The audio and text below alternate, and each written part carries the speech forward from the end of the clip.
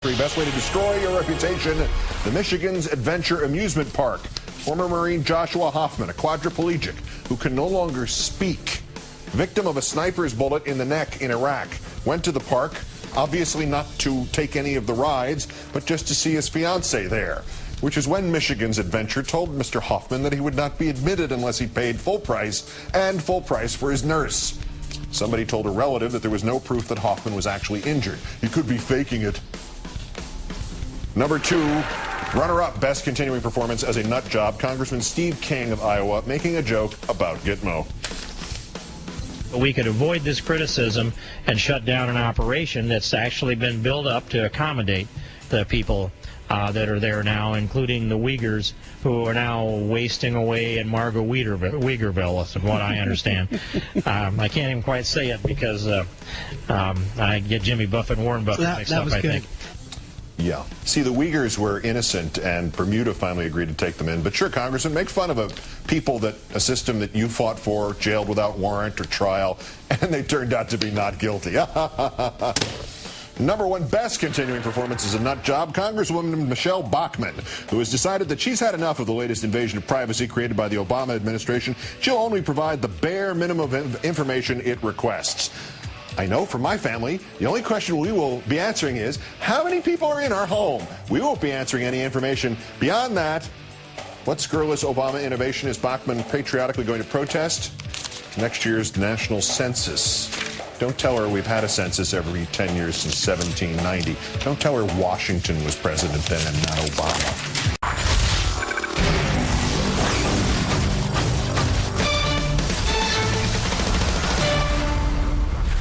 What might have been the most pervasive governmental invasion of privacy in American history has not been universally acclaimed such, in part because it did not have a face, a lead victim. Our third story, that has now changed. Meet the face. Former President Clinton, a former NSA analyst speaking anonymously in a series of interviews, has described being trained in 2005 for a program in which the agency routinely examined large volumes of Americans' email messages without court warrants. This, according to the New York Times investigative piece, co-written by James Risen, who will join us in a second. The former analyst added that his instructors had warned against committing any abuses, telling his class that another analyst had been investigated because he had improperly accessed the personal email of former President Bill Clinton. And while that analyst's training obviously occurred during the Bush administration, 2 intelligence officials confirmed that the program is, or was at least earlier this year, still in operation. And closed-door hearings by 3 congressional panels are raising new concerns about the entire NSA surveillance program. From the chairman of the House Select Intelligence Oversight Panel, Congressman Rush Holt, quote, "Some actions are so flagrant they can't be accidental." Mr. Holt disputing claims by NSA officials that the overall collection was inadvertent. And according to 3 intelligence officials, despite new procedures requiring the NSA to go to FISA court first and TAP second, the agency has still exceeded the legal boundaries of 8 to 10 separate court orders and thus improperly collected the communications of possibly millions of Americans. Joining us now, as promised, James Risen, who won the Pulitzer Prize for his investigative reporting on the Bush administration's domestic spying program. Thanks once again for your time tonight, sir. Thanks for having me. The example of abuse that was cited by that instructor, the one that involved the former president, Mr. Clinton, is there any indication if that was a rare exception or stuff like that happened all the time? Any gauge? I think it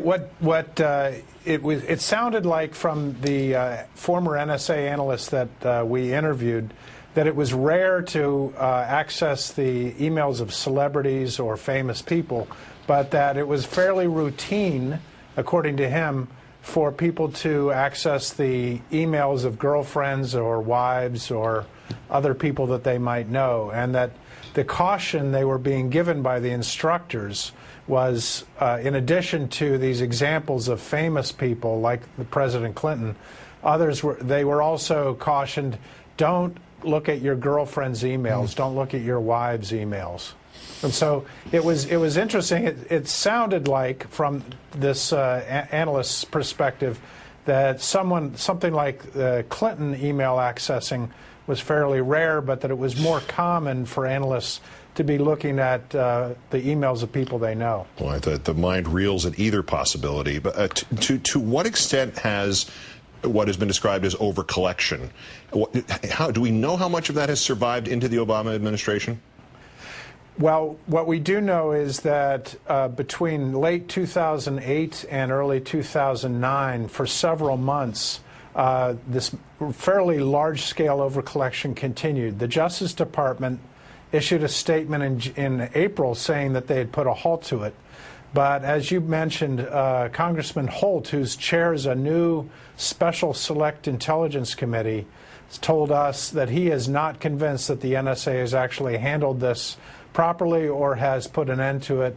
And he said that he believes that it's non-inadvertent, and that, as he said, this may be a flagrant problem that is continuing. Other people on the Hill seem to disagree with that, but there seems to be both a short-term problem with these incidents and also a larger issue of how much email collection is now legal under the new law. And to the point of taking it into the secret FISA court, you also wrote that instances of overcollection had been reported to that court, and an administration official said, quote, the court was not happy. Are there consequences to the court not being happy, or does nobody, again, as you just pointed out, know exactly what's legal and what's not, even in FISA court? That's a big problem, and in fact, as Congressman Holt told us, one of the things that he's afraid of is that so many of the policymakers, including in Capitol Hill and the courts, don't really understand the technology that the NSA is using, and that's a real problem. We're not sure what happened with the court. We do know that there was a serious issue that the NSA had to explain to the FISA court fairly recently. Well, Congressman Holt, as you noted, disputing the notion that it's always accidental, and this might be a parallel example of abuse. It might be related, it might not, but as you know, the former NSA analyst Russell Tice was here a couple of times and told us that he had been directed to monitor these large groups, including one group being journalists, on the premise that they were being culled, they were being taken to the discard pile. In fact, it turned out that the discard pile was also being saved and perhaps analyzed. Do the congressional oversight committees think that they're getting straight answers from the NSA when you could have something as easy as that shell game that Tice described? Well, I think there's a division within Congress on this. Senator Feinstein said today that she believes that the NSA is following the law. As you pointed out, Congressman Holt disagrees with that. And so I think there's some division in Congress. It's unclear where the oversight is right now, and how much of this is a carryover between the Bush years and the Obama years. So I think we'll have to continue to follow that. Is it clear where the current administration stands on where they want this defined? Well, I thought there was a very interesting exchange today in Congress between Attorney General Holder and Senator Russ Feingold.